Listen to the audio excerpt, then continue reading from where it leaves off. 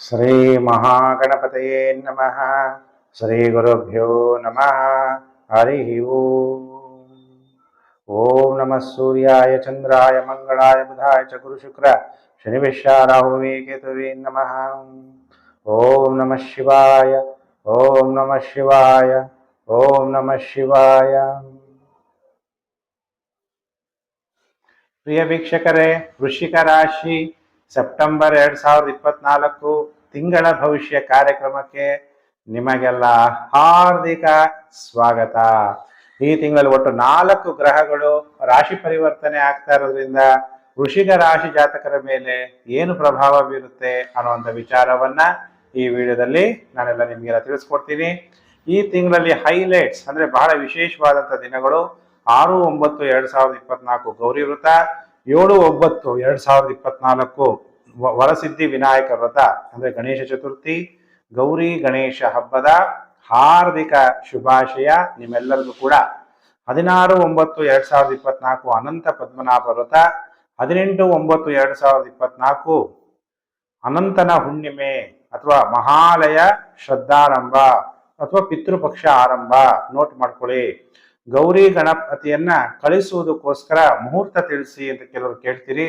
16-9-2024 ಸೋಮವಾರ, ತ್ರಯೋದಶಿ, ಧನಿಷ್ಠ ನಕ್ಷತ್ರ, ಬೆಳಿಗ್ಗೆ 6:15 7:40 ಒಳಗಡೆ ಅಥವಾ ಹಗಲು ಮಧ್ಯಾಹ್ನ 12:17 1:40 ಒಳಗಡೆ ನೀವು ಗೌರಿ ಗಣಪತಿಯನ್ನ ಕಳಿಸ್ಬೋದು.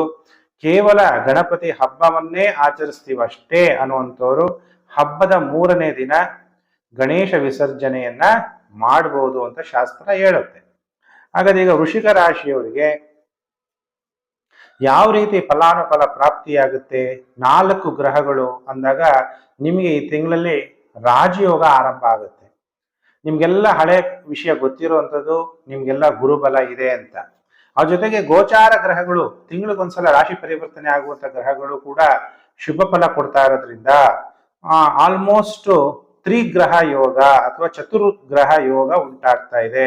ಗುರು ಆಗ್ಲೇ ಶುಭ ಫಲ ಕೊಡ್ತಾ ಇದ್ದಾನೆ, ನಿಮ್ಗೆ ಶುಕ್ರ ಕೂಡ ಶುಭ ಫಲ ಕೊಡ್ತಾನೆ, ಬುಧ ಕೂಡ ಶುಭ ಫಲ ಕೊಡ್ತಾನೆ, ಸೂರ್ಯ ಕೂಡ ಶುಭ ಫಲ ಕೊಡ್ತಾನೆ. ಅಂದ್ರೆ ಚತುರ್ಗ್ರಹಗಳು ಶುಭ ಫಲ ಕೊಡ್ತಾ ಇರೋದ್ರಿಂದ ವೃಶ್ಚಿಕ ರಾಶಿಯವರಿಗೆ ರಾಜಯೋಗ ಅತ್ಯಂತ ಶುಭ ಫಲ ಈ ಸೆಪ್ಟೆಂಬರ್ ತಿಂಗಳಲ್ಲಿ ನಿಮಗೆ ಪ್ರಾಪ್ತಿ ಆಗ್ತಾ ಇರೋ ವಿಚಾರಕ್ಕೆ ನನಗೂ ಕೂಡ ಬಹಳ ಸಂತೋಷ ಆಗ್ತಾ ಇದೆ. ಹಾಗಾದ್ರೆ ಯಾವ ರೀತಿ ನಿಮಗೆ ಫಲಾನುಫಲ ಪ್ರಾಪ್ತಿ ಆಗ್ಬೋದು, ಏನೇ ನಿಮಗೆ ಒಳ್ಳೇದಾಗುತ್ತೆ ಅನ್ನೋಂಥ ವಿಚಾರವನ್ನ ನಾನು ಈ ವಿಡಿಯೋದಲ್ಲಿ ತಿಳಿಸ್ಕೊಡ್ತೀನಿ. ನೀವು ನನ್ನ ಚಾನಲ್ಗೆ ಹೊಸಬರಾಗಿದ್ರೆ ಸಬ್ಸ್ಕ್ರೈಬ್ ಮಾಡ್ಕೊಳ್ಳಿ, ನೋಟಿಫಿಕೇಶನ್ ಬೆಲ್ ಆಲ್ ಅನ್ನೋದು ಒತ್ತಿ. ಆಗ ನಾನು ಮುಂದೆ ಹಾಕುವ ಲೇಟೆಸ್ಟ್ ವಿಡಿಯೋ ನಿಮಗೆ ಬೇಗ ಒಂದು ತಲುಪುತ್ತೆ. ಕೆಳಗಡೆ ಶೇರ್ ಬಟನ್ ಇದೆ. ನೀವೆಲ್ಲ ಸೋಷಿಯಲ್ ಮೀಡಿಯಾಗಳಿರ್ತೀರಿ, Facebook, WhatsApp group, Telegram group ಎಲ್ಲೆಲ್ಲಿದ್ದೀರಾ ಅಲ್ಲೆಲ್ಲ ವಿಡಿಯೋವನ್ನ ಶೇರ್ ಮಾಡೋದನ್ನ ಮರಿಬೇಡಿ. ಬುಧ ನಿಮ್ಮ ರಾಶಿಗೆ ಲಾಭಾಧಿಪತಿ, ದಶಮ ಭಾವದಲ್ಲಿ ಸಂಚಾರ ಆಗ್ತಾನೆ. 4-9-2024 ಅಂದ್ರೆ ಕರ್ಕಾಟಕ ರಾಶಿಯಿಂದ ಸಿಂಹ ರಾಶಿಗೆ ರಾಶಿ ಪರಿವರ್ತನೆ 4-9-2024. ಹಾಗಾದ್ರೆ ಲಾಭಾಧಿಪತಿ, ಅಷ್ಟಮಾಧಿಪತಿ ಆಗಿ ಬುಧ ದಶಮ ಸ್ಥಾನದಲ್ಲಿ ತನ್ನ ಮಿತ್ರ ಕ್ಷೇತ್ರ ಸಿಂಹ ರಾಶಿಯಲ್ಲಿ ಬುಧ ಸಂಚಾರ. ಹಾಗಾದ್ರೆ ಬುಧ ಲಾಭಾಧಿಪತಿ, ಉಪಚಯ ಸ್ಥಾನಾಧಿಪತಿ. ನಿಮಗೆ ಲಾಭ ಯಾವುದರಿಂದ ಬರುತ್ತೆ? ನೀವು ಹಾಕುವಂತ ಎಫರ್ಟ್ ಇಂದ ನಿಮಗೆ ಲಾಭ ಬರುತ್ತೆ. 10th ಹೌಸ್ ಅಂದ್ರೆ ಏನು? ಗೌರವ, ಸ್ಥಾನಮಾನ, ಹಾನರ್. ನಿಮಗೆ ಈ ತಿಂಗಳಲ್ಲಿ ಜನ ಕರಿಬಹುದು, ಗೌರವಗಳನ್ನ ನಿಮಗೆ ಕೊಡ್ಬೋದು. ಅದು ನೀವು ರಾಜಕಾರಣಿಗಳಾಗಿದ್ರೆ ಸನ್ಮಾನ, ಗೌರವಗಳು ಅತಿ ಹೆಚ್ಚು ಆಗುವಂಥದ್ದು. ನಿಮ್ಮ ಜನಪ್ರಿಯತೆ 4 ದಿಕ್ಕುಗಳಲ್ಲಿ ಹರಡುವ ಸಾಧ್ಯತೆಗಳಿದೆ. ಯಾಕೆಂದ್ರೆ 11ನೇ ಮನೆ ಅಂದ್ರೆ ಲಾಭ, 10ನೇ ಮನೆ ಅಂದ್ರೆ ಕರ್ಮಸ್ಥಾನ. ನೀವೆಲ್ಲಿ ಕರ್ಮ ಮಾಡ್ತಾ ಇದ್ದೀರಿ ಅಲ್ಲಿ ನಿಮ್ಗೆ ಲಾಭ ಬಂದೇ ಬರುತ್ತೆ. ನೀವು ಯಾವುದೇ ಪ್ರೊಫೆಷನ್ ಇರಲಿ ಅಲ್ಲಿ ನಿಮಗೆ ಸಕ್ಸಸ್ ಅನ್ನೋದನ್ನ ಬುಧ ತಂದು ಕೊಡ್ತಾನೆ. ನೀವು ಯಾವುದೇ ಬಿಸ್ನೆಸ್ ಮಾಡ್ತಾ ಇರ್ಬೋದು, ಆ ಬಿಸ್ನೆಸ್ಗಳಲ್ಲೆಲ್ಲ ಸಕ್ಸಸ್ ಅಂತ ಕೊಡ್ತಾನೆ. 10ನೇ ಮನೆ ಅಧಿಪತಿ 11ನೇ ಮನೆಯಲ್ಲಿ, 11ನೇ ಅಧಿಪತಿ 10ನೇ ಮನೆಯಲ್ಲಿ. ನೋಡಿ ಎಷ್ಟು ಚೆನ್ನಾಗಿದೆ ರಾಶಿ ಪರಿವರ್ತನೆ. ದಶಮಾಧಿಪತಿ ಏಕಾದಶ ಸ್ಥಾನದಲ್ಲಿ, ಏಕಾದಶಾಧಿಪತಿ ದಶಮ ಸ್ಥಾನದಲ್ಲಿ. ಅಂದ್ರೆ ನೀವೇನು ಉದ್ಯೋಗ ಮಾಡ್ತೀರಿ, ಕರ್ಮ ಮಾಡ್ತೀರಿ, ಅದರಲ್ಲೆಲ್ಲ ಲಾಭ ಬರಕ್ ಸ್ಟಾರ್ಟ್ ಆಗುತ್ತೆ. ಸ್ನೇಹಿತರಿಂದ ಲಾಭ ಉಂಟಾಗುತ್ತೆ. ನಿಮ್ಮ ಎಲ್ಲಾ ಆಸೆ ಆಕಾಂಕ್ಷೆಗಳು ಯಾವುದರಿಂದ ಈಡೇರುತ್ತೆ? ನೀವು ಮಾಡುವಂತ ವೃತ್ತಿಯಿಂದ ಈಡೇರುತ್ತೆ. ಅದರಲ್ಲೂ ಸರ್ಕಾರದಲ್ಲಿ ಕೆಲಸ ಮಾಡುವಂತವರು, ರಾಜಕಾರಣಿಗಳಿಗೆ ತುಂಬಾ ಅನುಕೂಲಕರವಾದಂತಹ ಸಮಯ ವೃಶ್ಚಿಕ ರಾಶಿಯವರಿಗೆ ಆರಂಭ ಆಗ್ತಾ ಇದೆ. ಸೂರ್ಯ ಕೇತುವನ್ನ ಸಂಧಿಸ್ತಾ ಇರೋದ್ರಿಂದ ಧ್ವಜ ಕೀರ್ತಿ ಯೋಗ ವೃಶ್ಚಿಕ ರಾಶಿಯವರಿಗೆ ಸೆಪ್ಟೆಂಬರ್ 2024 ಪ್ರಾಪ್ತಿಯಾಗ್ತಾ ಇದೆ. ಸನ್ಮಾನಗಳಾಗತ್ತೆ, ಗೌರವಗಳು ಪ್ರಾಪ್ತಿಯಾಗುತ್ತೆ, ಧನ ಪ್ರಾಪ್ತಿಯಾಗುತ್ತೆ, ಇನ್ಕಮ್ ಜಾಸ್ತಿ ಆಗತ್ತೆ, ಒಂದಕ್ಕಿಂತ ಹೆಚ್ಚು ಲಾಭವನ್ನ ಮಾಡ್ಕೊಂತೀರಿ. ವಕೀಲರಿಗೆ ಬಹಳ ಉತ್ತಮವಾದಂತ ಸಮಯ, ಭಾಷಣಗಾರರಿಗೆ ಉತ್ತಮವಾದಂತ ಸಮಯ, ಜರ್ನಲಿಸಂ, ನ್ಯೂಸ್ ಎಡಿಟರ್ಗಳು, ಆಂಕರ್ಗಳಿಗೆ ಬಹಳ ಉತ್ತಮವಾದಂತ ಸಮಯ, ಚಾರ್ಟೆಡ್ ಅಕೌಂಟೆಂಟ್, CA, BCom ಮಾಡಿರೋರಿಗೆಲ್ಲ ಉತ್ತಮವಾದಂತ ಸಮಯ, ಗುಮಾಸ್ತರಿಗೂ ಕೂಡ ಬಹಳ ಉತ್ತಮವಾದಂತ ಸಮಯ. ಯಾರು ರಾಜಕಾರಣಿಗಳ ಜೊತೆಗೆ PA ಆಗಿರ್ತೀರಿ, ನಿಮಗೂ ಕೂಡ ಅನುಕೂಲಕರವಾದಂತಹ ಸಮಯ ಅನ್ನೋದು ಆರಂಭ ಆಗೋಯ್ತು. ವೃಶ್ಚಿಕ ರಾಶಿ ಜಾತಕರಿಗೆ ದಶಮಾಧಿಪತಿ 11ನೇ ಮನೆ ಸಂಚಾರ ಆಗ್ಬೇಕಾದ್ರೆ ಸರ್ಕಾರದಿಂದ ಎಲ್ಲಾ ರೀತಿಯ ಲಾಭವನ್ನು ಪಡಿಬಹುದು. ಸರ್ಕಾರದಲ್ಲಿ ನಿಮಗೆ ಸ್ಥಾನಮಾನ ಸಿಗ್ಬೋದು. ನೀವು MLA ಆಗಿದ್ರೆ ಮಿನಿಸ್ಟರ್ ಆಗುವಂತ ಯೋಗ ಉಂಟಾಗ್ಬೋದು. ಈಗ ಸರ್ಕಾರದಲ್ಲಿ ಮತ್ತೆ ಕೆಲವು ಮಂತ್ರಿಗಳು ಚೇಂಜ್ ಆಗ್ಬೋದು. ಅವಾಗ ನಿಮಗೆ ಪದವಿ ಸಿಗುವಂತಹ ಸಾಧ್ಯತೆಗಳು ಕೂಡ ಇದೆ. ರಾಜ್ಯ ಸರ್ಕಾರದಲ್ಲಿರ್ಬೋದು, ಕೇಂದ್ರ ಸರ್ಕಾರದ ಮಂತ್ರಿಗಳಾಗುವ ಯೋಗ. ನೀವು ಬರೀ ಮೆಂಬರ್ ಆಫ್ ಪಾರ್ಲಿಮೆಂಟ್ ಆಗಿರ್ಬೋದು, ಅಥವಾ member of legislative assembly MLA ಆಗಿರ್ಬೋದು, ಅಲ್ಲಿಂದ ಮಿನಿಸ್ಟರ್ ಆಗುವಂತಹ ಯೋಗ ಜಾತಕದಲ್ಲಿ ಕಂಡು ಬರ್ತಾ ಇದೆ.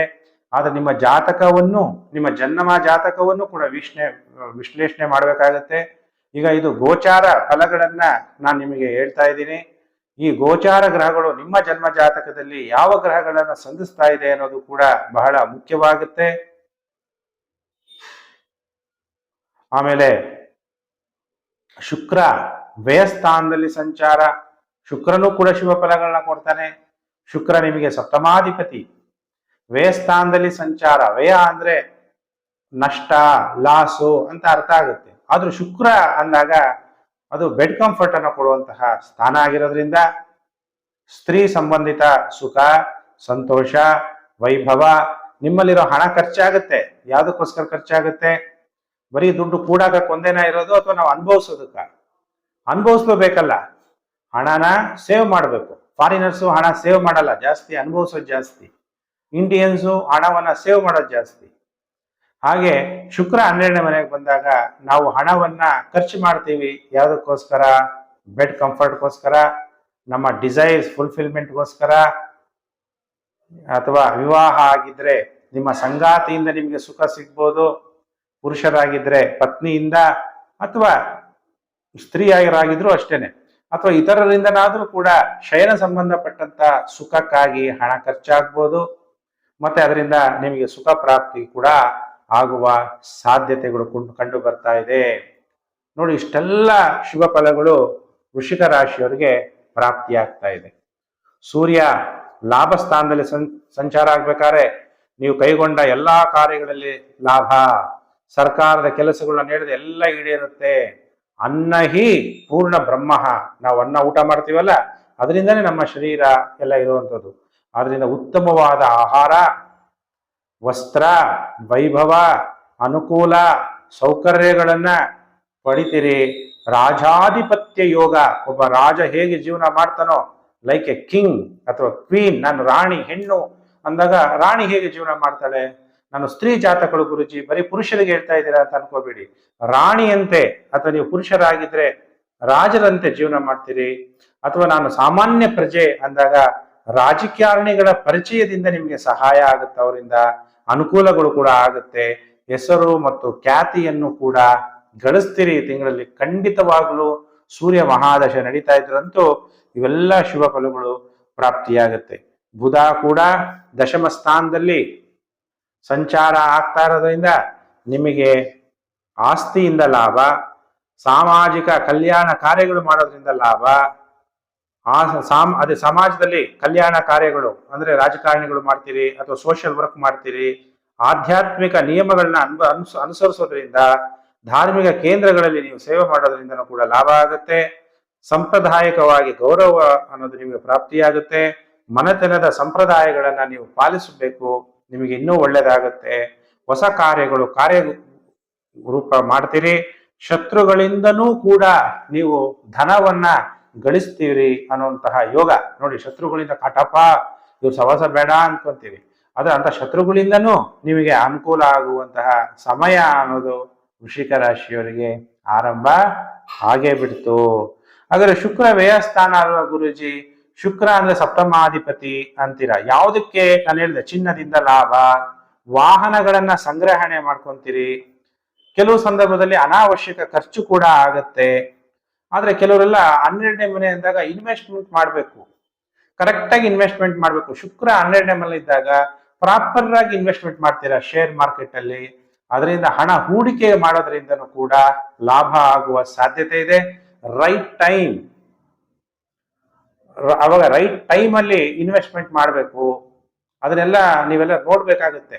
ಒಂದು ಕಂಪನಿನೆಲ್ಲ ಸ್ಟಡಿ ಮಾಡಿ ಕರೆಕ್ಟ್ ಆಗಿರುವಂತ ಕಂಪನಿನಲ್ಲಿ ಇನ್ವೆಸ್ಟ್ಮೆಂಟ್ ಮಾಡಿದಾಗ ಹಣ ಲಾಭ ಆಗ್ಬೋದು. ಸುಂದರ ಸ್ತ್ರೀ ಜೊತೆ ಸ್ನೇಹವನ್ನ ಕೂಡ ಬೆಳೆಸ್ತೀರಿ ಅನ್ನುವಂಥದ್ದು ವೃಶ್ಚಿಕ ರಾಶಿಯವರಿಗೆ ಕಂಡು ಬರ್ತಾ ಇದೆ ಶುಕ್ರ ವ್ಯಯಸ್ಥಾನದಲ್ಲಿ. ಹಾಗಾದ್ರೆ ಗುರುಜಿ ನೀವ್ ಹೇಳ್ತೀರಾ ರಾಜಯೋಗ ಕರೆಕ್ಟು, ಏನು ಕೆಟ್ಟದಾಗದೇ ಇಲ್ವಾ ಹಂಗಾದ್ರೆ ಅಂದಾಗ, ಮನುಷ್ಯನ ಜೀವನದಲ್ಲಿ ಸುಖ ದುಃಖ ಎರಡೂ ಕೂಡ ಇರುತ್ತೆ. ಹೇಗೆ ಒಂದು ನಾಣ್ಯದಲ್ಲಿ ಎರಡು ಮುಖಗಳಿದೆಯೋ ಹಾಗೆ ಒಂದು ದಿನ ಹಗಲು ಆಮೇಲೆ ರಾತ್ರಿ ಹೇಗಿದೆಯೋ ಹಾಗೆ ಜೀವನದಲ್ಲಿ ಸುಖ ದುಃಖ ಅನ್ನೋದಿರುತ್ತೆ. ನಿಮ್ಗೆ ಯಾವಾಗ್ಲೂ ಕೂಡ ಸುಖ ಪ್ರಾಪ್ತಿ ಆಗ್ಲಿ ಅನ್ನೋದೇ ನನ್ನ ಉದ್ದೇಶ. ಆದ್ರೆ ಕುಜ ನಿಮಗೆ ಅಷ್ಟಮ ಭಾವದಲ್ಲಿ ಸಂಚಾರ ಆಗ್ತಾ ಇದ್ದಾನೆ. ಅದರಿಂದ ನಿಮ್ಮ ರಾಷ್ಟ್ರಾಧಿಪತಿ ಅಷ್ಟಮದಲ್ಲಿ ಸಂಚಾರ ಆಗ್ಬೇಕಾದ್ರೆ ಏನ್ ತೊಂದರೆ ಆಗ್ಬೋದು ಅನ್ನೋದನ್ನು ಕೂಡ ನಾನು ತಿಳಿಸ್ತೀನಿ. ನೀವು ಯಾರು ಹೆದರ್ಕೊಳ್ಳೋ ಅವಶ್ಯಕತೆ ಇಲ್ಲ, ಪ್ರಿಕಾಷನ್ ತಗೊಳ್ಳಿ. ಯಾಕೆಂದ್ರೆ ಕುಜ 8ನೇ ಮೇಲೆ ಹೋಗ್ಬೇಕಾದ್ರೆ ಅಪಘಾತಗಳಾಗುವ ಸಾಧ್ಯತೆ ಇದೆ. ನಿಮಗೆ ನೀವೇ ಕರೆಕ್ಟಾಗಿ ಹೋಗ್ತಾ ಇರ್ತೀರಾ, ಆದರೂ ಕೂಡ ಅದು ಈಗಿನ ಕಾಲದಲ್ಲಿ ನಾವು ಎಡಗಡೆ ಹೋಗ್ತಾ ಇದ್ರು, ಕೆಲವರು ಎಡಗಡೆಯಿಂದನೂ ಬರ್ತಿರ್ತಾರೆ, ಕೆಲವರು ಸಿಗ್ನಲ್ ಇದ್ರು ಸಿಗ್ನಲ್ ಜಂಪ್ ಮಾಡಿ ಹೋಗ್ತಾ ಇರ್ತಾರೆ. ನಾವು ಎಷ್ಟೇ ಎಚ್ಚರವಾಗಿ ಹೋದ್ರೂ ಕೂಡ ಅಪಘಾತಗಳಾಗ್ಬಿಡುತ್ತೆ. ಅದಕ್ಕೆ ಈ ಟೈಮಲ್ಲಿ ನೀವು ತುಂಬಾ ಜಾಗೃತೆಯಾಗಿರ್ಬೇಕು. ನಿಮ್ಮ ಸ್ವಂತ ವಾಹನ ಆಗಿರ್ಲಿ, ನೀವು ಅಥವಾ ಬೇರೆ ಬಾಡಿಗೆ ಓಲಾ ಊಬರ್ ಯಾವುದೇ ಡ್ರೈವರ್ಗಳಾಗಿರ್ಬೋದು, ಸ್ವಲ್ಪ ವಾಹನಗಳನ್ನ ಸಂಚಾರ ಮಾಡ್ಬೇಕಾದ್ರೆ ಎಚ್ಚರ. ಆಮೇಲೆ ಯಾರು ಕೂಡ ಪಾರ್ಟಿಗಳಿಗೆ ಹೋಗಿ, ಇನ್ನು ಕೆಲವರಿಗೆ ಮದ್ಯಪಾನದ ಅಭ್ಯಾಸ ಇರುತ್ತೆ, ಡ್ರಿಂಕ್ ಮಾಡಿ ಡ್ರೈವ್ ಮಾಡಿದ್ರೆ ತೊಂದರೆಗಳಾಗುವ ಸಾಧ್ಯತೆಗಳು ಕೂಡ ಅತಿ ಹೆಚ್ಚಾಗಿ ಕಾಣ್ತಾ ಇದೆ. ಅಪಘಾತಗಳಾಗುತ್ತೆ, ಎಚ್ಚರ. ಇಲ್ಲ ಗಾಯಗಳಾಗುತ್ತೆ, ಪೈಲ್ಸ್ ಇದ್ರೆ ತೊಂದರೆಗಳಾಗುತ್ತೆ, ರಕ್ತಸ್ರಾವ ಆಗುತ್ತೆ, ಧನ ನಷ್ಟ ಆಗ್ಬೋದು, ನಿಮ್ಮ ರಕ್ತ ಸ್ಪಾಯಿಲ್ ಆಗ್ಬೋದು, ರಕ್ತನೇ ಒಂದೊಂದ್ಸಲ ವಿಷ ಆಗ್ಬಿಡುತ್ತೆ, ಪಾಯ್ಸನ್ ಆಗ್ಬಿಡುತ್ತೆ. ಅವಾಗ ಬ್ಲಡ್ ಇಂಪ್ಯೂರಿಫಿಕೇಶನ್ ಅಂತ, ಬ್ಲಡ್ ಪ್ಯೂರಿಫೈ ಆಗ್ಬೇಕು ಅಂತಾರೆ, ಅದರಿಂದ ಬೇರೆ ಬೇರೆ ತರ ಇನ್ಫೆಕ್ಷನ್ಸ್ ಆಗ್ಬೋದು. ಉಸಿರಾಟ ತೊಂದರೆ, ಮೂಳೆ ಸಂಧಿ ನೋವು. ಕೆಲವರಿಗೆ ವಿವಾಹ ಆಗಿದ್ದರೆ ಇವೆಲ್ಲ ಸುಖ ಎಲ್ಲ ಕರೆಕ್ಟ್, ಮಂಗಳ ಮಹಾದಶ ನಡೀತಾ ಇದ್ರೆ ಪತ್ನಿಯ ಜೊತೆ ಕಲಹ ಆಗ್ಬಿಡ್ಬೋದು, ಪತಿಯ ಜೊತೆ ಕಲಹಗಳಾಗ್ಬಿಡ್ಬೋದು. ಅದಕ್ಕೆ ಮಾತಾಡ್ಬೇಕಾದ್ರೆ ಎಚ್ಚರ. ನಾನೆಂಬ ಅಹಂ ಅನ್ನೋದು ಎಲ್ಲಾ ಒಳ್ಳೇದಾಗ್ತಾ ಇದ್ದಾಗ ಏನಾಗ್ಬಿಡುತ್ತೆ, ನಾನು ಅದಕ್ಕೆ ನಾನು ಅನ್ನುವಂಥದ್ದು ಒಳ್ಳೇದಲ್ಲ. ಮನೋ ವಿನಯನಾಶನಃ ಕ್ರೋಧ ಪ್ರೀತಿಂ ಪ್ರಣಾಶಯತಿ ಮನೋ ವಿನಯನಾಶನಃ. ಕೋಪ ಅನ್ನುವಂಥದ್ದು ನಮ್ಮಲ್ಲಿರುವಂತಹ ಪ್ರೀತಿಯನ್ನ ನಾಶ ಮಾಡುತ್ತೆ. ನಾನು ಅನ್ನುವಂಥದ್ದು ನಮ್ಮಲ್ಲಿರುವಂತಹ ವಿನಯವನ್ನ ನಾಶ ಮಾಡುತ್ತೆ. ಅದಕ್ಕೆ ಆ ವಿಚಾರದಲ್ಲಿ ಅಟೆನ್ಷನ್ ಇಟ್ಕೊಳ್ಳಿ. ವಾಹನ ಚಾಲಕರು ಬಹಳ ಹುಷಾರಾಗಿರ್ರಿ. ಆಮೇಲೆ ಸ್ತ್ರೀಯರಿಗೆ ಋತುಚಕ್ರದಲ್ಲಿ ಹೆಚ್ಚು ರಕ್ತಸ್ರಾವ ಆಗುವ ಚಾನ್ಸಸ್ ಕೂಡ ಇರುತ್ತೆ. ಆ ವಿಚಾರದಲ್ಲೂ ಕೂಡ ಎಚ್ಚರವಾಗಿರಬೇಕು ಅನ್ನುವಂತಹ ವಿಚಾರವನ್ನ ನಾನು ನಿಮಗೆಲ್ಲ ತಿಳಿಸ್ಕೊಡ್ತಾ ಇದ್ದೀನಿ. ಇನ್ನು ಸೋರ್ಸ್ ಆಫ್ ಇನ್ಕಮ್, ಫೈನಾನ್ಷಿಯಲ್, ಧನಂ ಮೂಲಂ ಇದಂ ಜಗತ್ ಅಂತೀವಿ. ಧನ ಚೆನ್ನಾಗಿ ಅಭಿವೃದ್ಧಿ ಆಗುತ್ತೆ, ಗುರುಬಲ ಇದೆ.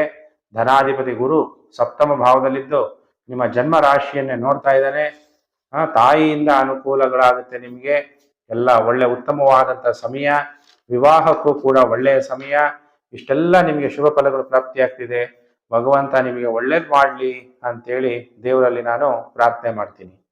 ಓಂ ಸರ್ವೇಷಾಂ ಸ್ವಸ್ತಿರ್ಭವತು, ಸರ್ವೇಷಾಂ ಶಾಂತಿರ್ಭವತು, ಸರ್ವೇಷಾಂ ಪೂರ್ಣಂ ಭವತು, ಸರ್ವೇಷಾಂ ಮಂಗಳಂ ಭವಂತು. ಓಂ ಶಾಂತಿ ಶಾಂತಿ ಶಾಂತಿ. ನಿಮ್ಮೆಲ್ಲರಿಗೂ ಕೂಡ ಶುಭ, ಸುಖ, ಶಾಂತಿ, ನಿಮ್ಮ ಜೀವನ ಸಾರ್ಥಕತೆಯಾಗಿರಲಿ ಅಂತೇಳಿ ದೇವರಲ್ಲಿ ಪ್ರಾರ್ಥನೆ ಮಾಡಿದ್ದೀನಿ. ಸಮಸ್ತ ಲೋಕೋ ಸುಖಿನೋ ಭವಂತು. ಪ್ರಿಯ ವೀಕ್ಷಕರೇ, ಮತ್ತೊಂದು ವಿಡಿಯೋದಲ್ಲಿ ಮತ್ತೆ ನಾನು ನಿಮ್ಮನ್ನು ಭೇಟಿ ಮಾಡ್ತೀನಿ. ನಮಸ್ಕಾರ.